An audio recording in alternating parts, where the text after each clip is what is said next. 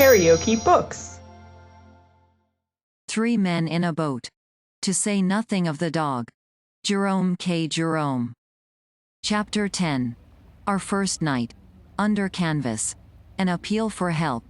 Contrariness of Tea Kettles. How to Overcome. Supper. How to Feel Virtuous. Wanted. A comfortably appointed, well-drained desert island, neighborhood of South Pacific Ocean preferred. Funny thing that happened to George's father. A restless night. Harris and I began to think that Belle Weir Lock must have been done away with after the same manner. George had towed us up to Staines, and we had taken the boat from there, and it seemed that we were dragging 50 tons after us, and were walking 40 miles. It was 7:30 when we were through, and we all got in, and sculled up close to the left bank, looking out for a spot to haul up in. We had originally intended to go on to Magna Charta Island, a sweetly pretty part of the river, where it winds through a soft, green valley, and to camp in one of the many picturesque inlets to be found round that tiny shore. But, somehow, we did not feel that we yearned for the picturesque nearly so much now as we had earlier in the day. A bit of water between a coal barge and a gasworks would have quite satisfied us for that night. We did not want scenery. We wanted to have our supper and go to bed. However, we did pull up to the point, Picnic Point, it is called, and dropped into a very pleasant nook under a great elm tree, to the spreading roots of which we fastened the boat. Then we thought we were going to have supper. We had dispensed with tea, so as to save time, but George said no, that we had better get the canvas up first, before it got quite dark, and while we could see what we were doing. Then, he said, all our work would be done, and we could sit down to eat with an easy mind. That canvas wanted more putting up than I think any of us had bargained for. It looked so simple in the abstract. You took 5 iron arches, like gigantic croquet hoops, and fitted them up over the boat, and then stretched the canvas over them, and fastened it down. It would take quite 10 minutes, we thought. That was an underestimate. We took up the hoops, and began to drop them into the sockets placed for them. You would not imagine this to be dangerous work, but, looking back now, the wonder to me is that any of us are alive to tell the tale. They were not hoops, they were demons. First they would not fit into their sockets at all, and we had to jump on them, and kick them, and hammer at them with the boat hook. And, when they were in, it turned out that they were the wrong hoops for those particular sockets, and they had to come out again. But they would not come out, until 2 of us had gone and struggled with them for 5 minutes, when they would jump up suddenly, and try and throw us into the water and drown us. They had hinges in the middle, and, when we were not looking, they nipped us with these hinges in delicate parts of the body. And, while we were wrestling with one side of the hoop, and endeavoring to persuade it to do its duty, the other side would come behind us in a cowardly manner, and hit us over the head. We got them fixed at last, and then all that was to be done was to arrange the covering over them. George unrolled it, and fastened one end over the nose of the boat. Harris stood in the middle to take it from George and roll it on to me, and I kept by the stern to receive it. It was a long time coming down to me. George did his part all right, but it was new work to Harris, and he bungled it. How he managed it I do not know, he could not explain himself. But by some mysterious process or other he succeeded, after 10 minutes of superhuman effort, in getting himself completely rolled up in it. He was so firmly wrapped round and tucked in and folded over, that he could not get out. He, of course, made frantic struggles for freedom, the birthright of every Englishman, and, in doing so, I learned this afterwards, knocked over George. And then George, swearing at Harris, began to struggle too, and got himself entangled and rolled up. I knew nothing about all this at the time. I did not understand the business at all myself. I had been told to stand where I was, and wait till the canvas came to me, and Montmorency and I stood there and waited, both as good as gold. We could see the canvas being violently jerked and tossed about, pretty considerably. But we supposed this was part of the method, and did not interfere. We also heard much smothered language coming from underneath it, and we guessed that they were finding the job rather troublesome, and concluded that we would wait until things had got a little simpler before we joined in. We waited some time, but matters seemed to get only more and more involved, until, at last, George's head came wriggling out over the side of the boat, and spoke up. It said, "Give us a hand here, can't you, you cuckoo? Standing there like a stuffed mummy, when you see we are both being suffocated, you dummy." I never could withstand an appeal for help, so I went and undid them. Not before it was time, either, for Harris was nearly black in the face. It took us half an hour's hard labor, after that, before it was properly up, and then we cleared the decks, and got out supper. We put the kettle on to boil, up in the nose of the boat, and went down to the stern and pretended to take no notice of it, but set to work to get the other things out.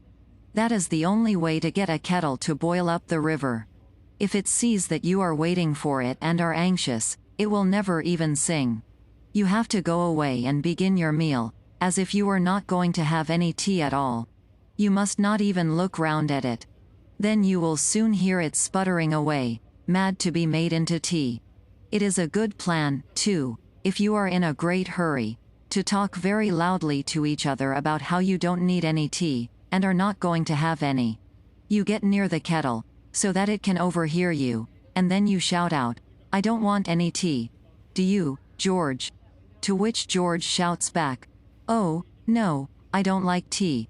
We'll have lemonade instead. Tea's so indigestible." Upon which the kettle boils over, and puts the stove out.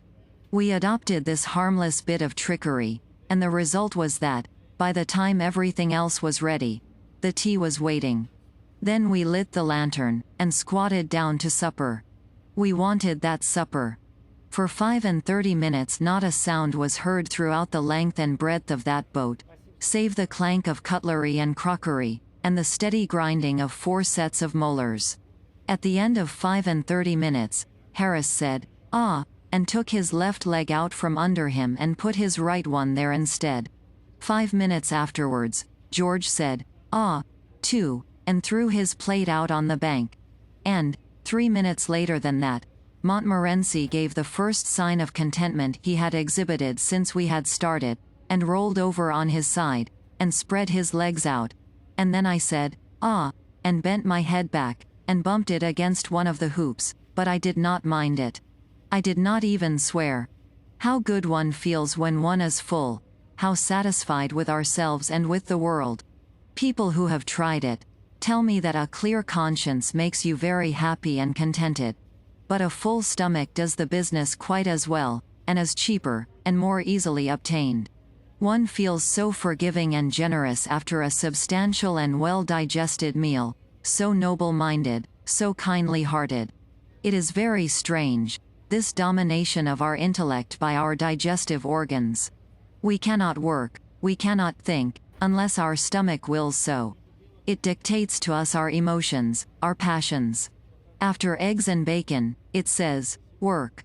After beefsteak and porter, it says, "Sleep." After a cup of tea, 2 spoonsful for each cup, and don't let it stand more than 3 minutes. It says to the brain, "Now, rise, and show your strength. Be eloquent, and deep, and tender. See, with a clear eye, into nature and into life. Spread your white wings of quivering thought, and soar, a godlike spirit, over the whirling world beneath you, up through long lanes of flaming stars to the gates of eternity." After hot muffins, it says, "Be dull and soulless, like a beast of the field, a brainless animal, with listless eye, unlit by any ray of fancy, or of hope, or fear, or love, or life." And after brandy, taken in sufficient quantity, it says, "Now, come, fool, grin and tumble, that your fellow men may laugh, drivel in folly, and splutter in senseless sounds, and show what a helpless ninny is poor man whose wit and will are drowned, like kittens, side by side, in half an inch of alcohol. We are but the veriest, sorriest slaves of our stomach. Reach not after morality and righteousness, my friends. Watch vigilantly your stomach, and diet it with care and judgment. Then virtue and contentment will come and reign within your heart, unsought by any effort of your own. And you will be a good citizen, a loving husband, and a tender father, a noble, pious man. Before our supper, Harris and George and I were quarrelsome and snappy and ill-tempered. After our supper, we sat and beamed on one another, and we beamed upon the dog, too. We loved each other, we loved everybody. Harris, in moving about, trod on George's corn. Had this happened before supper, George would have expressed wishes and desires concerning Harris' fate in this world and the next that would have made a thoughtful man shudder. As it was, he said, "Steady, old man, where wheat." And Harris, instead of merely observing, in his most unpleasant tones, that a fellow could hardly help treading on some bit of George's foot, if he had to move about at all within 10 yards of where George was sitting, suggesting that George never ought to come into an ordinary-sized boat with feet that length, and advising him to hang them over the side, as he would have done before supper, now said, "Oh, I'm so sorry, old chap. I hope I haven't hurt you." And George said, "Not at all, that it was his fault," and Harris said no, it was his. It was quite pretty to hear them. We lit our pipes, and sat, looking out on the quiet night, and talked. George said, why could not we be always like this, away from the world, with its sin and temptation, leading sober, peaceful lives, and doing good? I said it was the sort of thing I had often longed for myself, and we discussed the possibility of our going away, we four, to some handy, well-fitted desert island, and living there in the woods. Harris said that the danger about desert islands, as far as he had heard, was that they were so damp. But George said no, not if properly drained. And then we got on to drains, and that put George in mind of a very funny thing that happened to his father once. He said his father was traveling with another fellow through Wales, and, one night, they stopped at a little inn, where there were some other fellows, and they joined the other fellows, and spent the evening with them. They had a very jolly evening, and sat up late, and, by the time they came to go to bed, this was when George's father was a very young man, were slightly jolly, too. George's father and George's father's friend, were to sleep in the same room, but in different beds. They took the candle, and went up. The candle lurched up against the wall when they got into the room, and went out, and they had to undress and grope into bed in the dark. This they did, but, instead of getting into separate beds, as they thought they were doing, they both climbed into the same one without knowing it. One getting in with his head at the top, and the other crawling in from the opposite side of the compass, and lying with his feet on the pillow. There was silence for a moment, and then George's father said, "Joe." "What's the matter, Tom?" replied Joe's voice from the other end of the bed. "Why, there's a man in my bed," said George's father. "Here's his feet on my pillow." "Well, it's an extraordinary thing, Tom," answered the other. "But I'm blessed if there isn't a man in my bed, too." "What are you going to do?" asked George's father. "Well, I'm going to chuck him out," replied Joe. "So am I," said George's father, valiantly. There was a brief struggle, followed by 2 heavy bumps on the floor, and then a rather doleful voice said, "I say, Tom." "Yes." "How have you got on?" "Well, to tell you the truth, my man's chucked me out." "So's mine." "I say, I don't think much of this inn, do you?" "What was the name of that inn?" said Harris. "The Pig and Whistle," said George. "Why?" "Ah, no, then it isn't the same," replied Harris. "What do you mean?" queried George. "Why, it's so curious," murmured Harris, "but precisely that very same thing happened to my father once at a country inn. I've often heard him tell the tale. I thought it might have been the same inn. We turned in at 10 that night, and I thought I should sleep well, being tired, but I didn't. As a rule, I undress and put my head on the pillow, and then somebody bangs at the door, and says it is 8:30. But, tonight, everything seemed against me. The novelty of it all, the hardness of the boat, the cramped position. I was lying with my feet under one seat, and my head on another. The sound of the lapping water round the boat, and the wind among the branches, kept me restless and disturbed. I did get to sleep for a few hours, and then some part of the boat which seemed to have grown up in the night. For it certainly was not there when we started, and it had disappeared by the morning, kept digging into my spine. I slept through it for a while, dreaming that I had swallowed a sovereign, and that they were cutting a hole in my back with a gimlet, so as to try and get it out. I thought it very unkind of them, and I told them I would owe them the money, and they should have it at the end of the month. But they would not hear of that, and said it would be much better if they had it then, because otherwise the interest would accumulate so.